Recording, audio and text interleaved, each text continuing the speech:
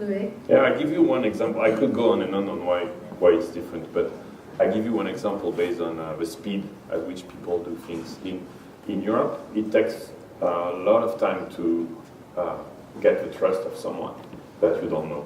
And when you have it, then you can do a lot of things. I have a lot of people like probably you trust you in Europe, you can do a lot. But here, I didn't know Mark Benioff very much, the CEO of Salesforce.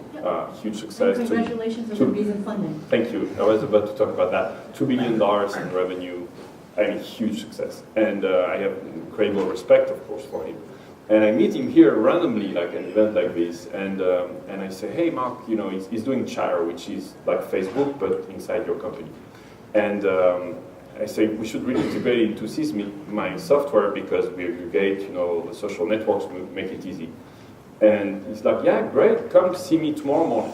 You know, just that, right? Like in Europe, you would be, someone as important as that would be like, yeah, talk to my team, then you get 2 weeks to get a meeting, you see what I mean? Yeah. And so I was there the next morning, and he had a few managers there, and he's like, do you think that makes sense, what Loic is saying? And everybody was like, yeah, that makes sense. All right, how can I help? And I said, well, you know, there are many reasons you could help, but some funding could, you know, and we raised $4 million in 4 weeks, right? I mean, that's, you know, because he got it, he's a visionary, and then he moves to how can I help do that really fast, right? So 4 weeks the data in a you few met weeks, him? yeah. Okay. It's probably 6, all right. That's pretty good because for of the $4 million. lawyers, yeah. Congratulations. Thank you. And what do you think in terms of entrepreneurship? I know you're very involved. I am very involved. I'm also very proud, let me say that, also first to see so many Spaniards here tonight. You know, like we're the 8th economy of the world, even though India and Russia are claiming like some territory, maybe we're 10th. Some people may say, but like we're the 8th economy in the world, and I'm really proud to see like so many, you know, young entrepreneurs like, you know, eager to conquer, you know, the valley again. So yes, the main big difference between the way we do business and, you know, in Spain or in Europe and here in the US, I would say, you know, thinking big, you said before, I would say talent, I would say the size of the market, the fact that here any company could have a client in Boston, in Austin, in San Antonio, in Charlotte, in Madison, and it's the same economy. In Europe, you know, even though it's like, yeah, it's the European Union, but it's still like the language barriers and some of the currency problems make the whole ecosystem really harder. Yeah. So I think the size of the market is bigger, and the speed at everything happens, as you guys said. But to me, the critical difference, probably the most important one, is the nature of entrepreneurs. Most of entrepreneurs here in the U.S. are computer science engineers. You know, most of the startups are started by computer science engineers with amazing technical background. Over the past few weeks, I've been talking with a lot of VCs for several reasons, and you see these amazing teams assembled with the brightest engineers probably in the world. You don't find that in Europe. You know, the entrepreneurs in Europe, they're MBAs. They come from the London Business School, from INSEAD, from IESE. You know, that's where the companies start. It's like, you know, what about your technology? Oh no, I'm hiring that from the outside. And like, you know, like to me, out of like all those variables, even though there's a lot of difference, probably the most critical one is that the talent is much more technical and competitive from a technology point of view here in the US. I think one of the major differences, so I come from a technical background. I'm actually a C developer by training. And when you sort of start there, your goal is to learn all the technology aspects and so on and so forth, but you never get a glimpse of what it means to do a startup or be in a startup or have access to startups, because your path is to go work for big companies. Yeah. Whereas MBAs in Europe, at least 20 years ago, used to be more exposed to that, and so it's natural for them to think about starting their own companies. Mm-hmm. And I think that here it's completely different where, you know, I get involved in trying to get some interns from Stanford or MIT in some of my startups because it's so competitive. Yeah. And therefore those guys just, every day there's 10 VCs and 20 entrepreneurs camping on Stanford campus just to try and recruit those guys. And so the exposure is completely different, the culture is completely different. Yeah, and especially, I actually put together a weekly newsletter just on like local funding acquisitions and also startup jobs. And everybody here are looking for an engineer. On that note, The average salary of beginners, like our not too well, how much experienced, are you guys paying? meant to 100 to 120. I was talking with friends, $1,000 a year, and a friend of mine was 30 engineers in his team, got his entire company cost went up 20% in like 6 to 9 months because Zynga is hiring like crazy. It's crazy. So quick show of hand, because I know engineering is in hot demand. How many of you here in the house are engineers?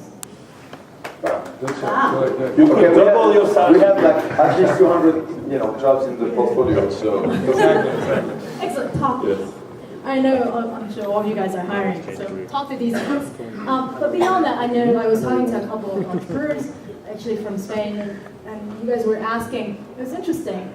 One guy was actually asking me, is that really a lot of angel investors and investors in the Valley? So what would you guys say, like in terms of funding environment? How does that compare to Europe? And I know there's a lot of super angel incubator, Y Combinators, IO Ventures, all these guys. So does you that have, exist you in have Europe? plenty of incubators, you have 12 to 15 super angels, and all of them you've got one are crowd. VCs, by the way, so they actually manage other people's money, but we're being, called super angels because it's cooler by the media. And then you have just a never-ending list of people who think that being angels is cool. And so all the guys who sold their companies, some people who've been wealthy for a while are coming back to angel investing. A lot of the people who sort of got some liquidity through secondary trading of Zynga shares, Facebook shares, and so on and so forth. So when Y Combinator, which is the most well-known incubator of all, organizes a demo day where investors meet startups, there's easily 500 angel investors involved. And it's a bit of a zoo where I show up and I know everyone because I've been investing for 10 years, and it's a small, typically it's a small market. We only have 2 freaking phones anyway. And I show up and I don't know 70% of the people, and it's like, okay, what are you guys? And that means that there's a lot of opportunities which are being funded, which is good for entrepreneurs. The problem is those guys don't sometimes have the background and experience to actually be effective investors. Yeah. So just for the audience, because most of them are actually not from here, what would be your typical investment size? So the typical angel investment, which seeds the company for about 18 months, is going to be around $1 million, where a number of individuals, sometimes micro VC funds, sometimes large funds, get together in what we call a syndicate to get the company to the next set of milestones. And at that time, once the company has executed for a year, they will raise a 3 to 5 to more Series A from traditional VCs.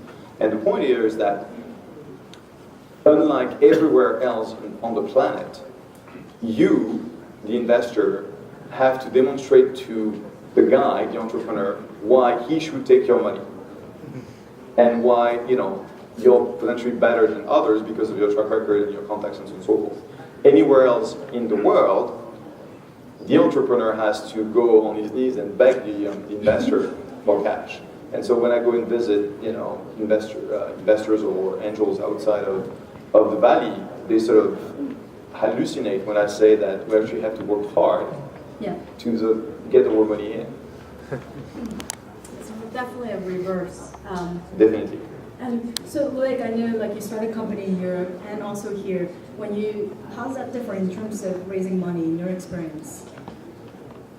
I raised both in Europe and here, and I'm not sure I can really say that because talk about that because since I had 4 companies before, it was pretty easy for me to raise. So I don't think I'm representative. I didn't look for money really. It went pretty fast.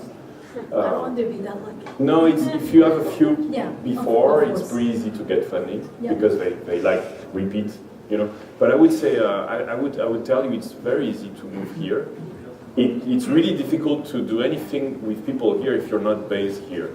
That's something because we always say about good things here are also things that suck. So one of them is a cost of the talent and engineers, crazy, and it's